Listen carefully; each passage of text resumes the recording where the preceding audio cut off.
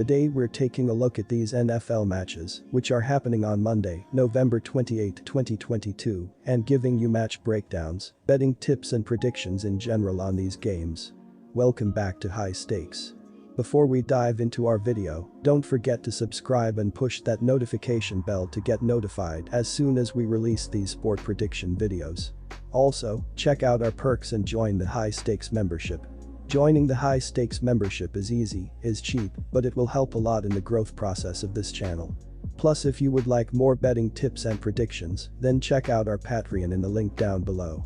Our new Patreon is a way for us to help you improve your chances of making more money. Multiple plans are available for each and every one of you. By becoming a member of the High Stakes Patreon, you will have access to our best team picks, total picks, parlay picks and much more. Stop wasting hours of your time searching for bad betting predictions that ends up costing you a lot of time and money. Join the High Stakes Patreon now and get the best betting picks. Going back to our video, we will give you 2 betting picks for each game, a team pick and a total pick based on facts and detailed explanation. So make sure to watch our videos till the end so you don't miss any of our picks. Indianapolis Colts vs Pittsburgh Steelers. The Pittsburgh Steelers pulled the trigger earlier this season and committed to rookie quarterback Kenny Pickett as one of the NFL's oldest and most stable franchises looks to start a new era with a new quarterback. Change is not common for an organization that has had just 3 head coaches in the last 60 years. It hasn't been all smooth sailing, but Pickett has shown progress with each start. Last week, against the Bengals at home, Pickett threw for 265 yards and a touchdown and led the team to 30 points. However, the Steelers scored just 10 points after the half and allowed the Bengals to pull away for a 37-30 win.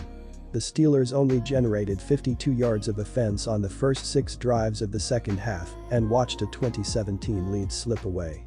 The Steelers have always relied on their defense and the ability to put pressure on the quarterback. This season, they have had to play far too many games without their primary disruptor and defending NFL sack leader, T.J. Watt. Watt returned on Sunday, and the team hopes that the defensive numbers will improve with his return. Pittsburgh is ranked 26th in scoring defense and 31st against the pass, 2 areas that can be significantly improved with Watt's return. Offensively, the Steelers are just 28th in scoring offense this year. They are 22nd rushing the ball and 24th throwing the ball. Pickett has started to develop a relationship with his receivers, particularly rookie wideout George Pickens. With the initial uproar surrounding his coaching qualifications seemingly dying down, Colts interim head coach Jeff Saturday continues about his business trying to get his team into the playoffs. Saturday's surprise hiring was met with criticism, but it is hard to argue that the Colts have played with a spark in his 2 games at the helm. The first thing Saturday did was put back established veteran Matt Ryan as his starting quarterback to stabilize the offense. The next thing he did was feature running back Jonathan Taylor once again, last year's leading rusher. In his first game, Saturday's squad took down the Raiders 252 in Vegas. Taylor had 22 carries for 147 yards and a score. Last week, in a disappointing 1-point loss to the Eagles, Taylor had 22 carries for 82 yards and another score. The Colts defense was up to the challenge against one of the league's premier offenses, but, after leading 13-3, they tired down the stretch. Indianapolis allowed 2 touchdowns in the final quarter, including an 8-yard touchdown run by Hurts to seal the win with just over a minute to play. I love this matchup on Sunday. Indianapolis looks like a different team with a much more simplified ball control offense and the return to health of Jonathan Taylor. Saturday's approach has kept Indy in both the games they've played and has taken the pressure off of Ryan at quarterback. Pittsburgh has been good against the run this season, ranking 7th in the NFL, so I expect to see a bit more of Ryan throwing to set up the Colts' rushing attack. On the other side of the ball, Pickett and the Steelers' offense will have issues throwing the ball against a very stingy Colts pass defense. They held the high-powered Eagles' passing attack under 200 yards passing, and Pickett does not have nearly the escapability that Hurts possesses. This will be a healthy Colts victory as they try and stay in the playoff hunt. Take the Colts minus 2.5 points. The Pittsburgh Steelers have lost 4 straight road games. Kenny Pickett is completing 65.4% of his passes for 1,426 yards, 3 touchdowns and 8 interceptions. Pat Freiermuth and Deontay Johnson have combined for 938 receiving yards and 1 touchdown, while George Pickens has 33 receptions. The Pittsburgh Steelers' ground game is averaging 107.8 yards per contest, and Najee Harris leads the way with 550 yards and 3 touchdowns. Defensively, Pittsburgh is allowing 24.4 points and 375.5 yards per game. Myles Jack leads the Pittsburgh Steelers with 81 tackles, Alex Highsmith has 9 sacks, and Minkah Fitzpatrick has 3 interceptions. The Pittsburgh Steelers continue to struggle on offense, averaging only 17.0 points per game, which is 28th in the NFL. The Steelers are averaging only 107.8 yards rushing, which is 22nd, and 204.4 yards passing, which is 24th. The Steelers are 27th in total offense at 312.2 yards per game. Kenny Pickett has 1,426 yards passing with 3 touchdowns and 8 interceptions, and in 7 games played, has been sacked 20 times. Najee Harris has a team-best 550 yards rushing and 3 touchdowns. Tight end Pat Freiermuth is the leading receiver with 482 yards and 1 touchdown.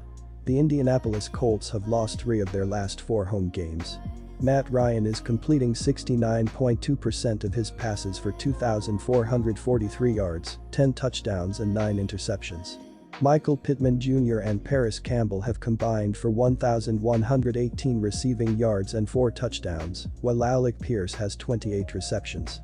The Indianapolis Colts ground game is averaging 98.7 yards per contest, and Jonathan Taylor leads the way with 693 yards and 3 touchdowns.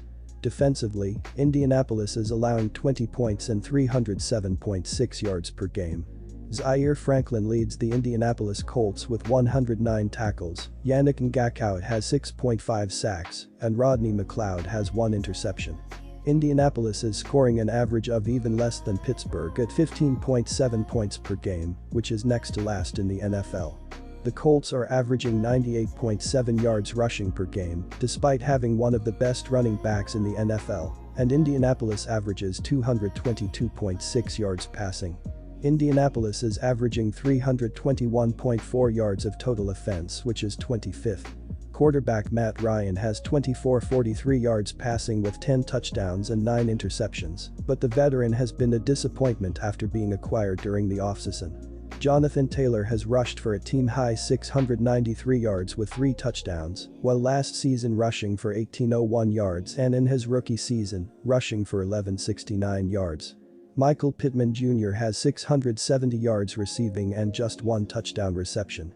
Pittsburgh scores an average of 17.0 points per game, and Indianapolis scores an average of 15.7 points per game. The Steelers are allowing an average of 24.4 points per game, and Indianapolis is allowing an average of 20.0 points per game. The total has finished under in 5 of Pittsburgh's last 7 played on a Monday, and in 41 in the last 59 that Pittsburgh has played against a team with a losing record. The total has finished under in 4 of the last 5 games that Indianapolis has hosted Pittsburgh, and in 6 of the last 7 games that Indianapolis has played at home. Take under 40 points.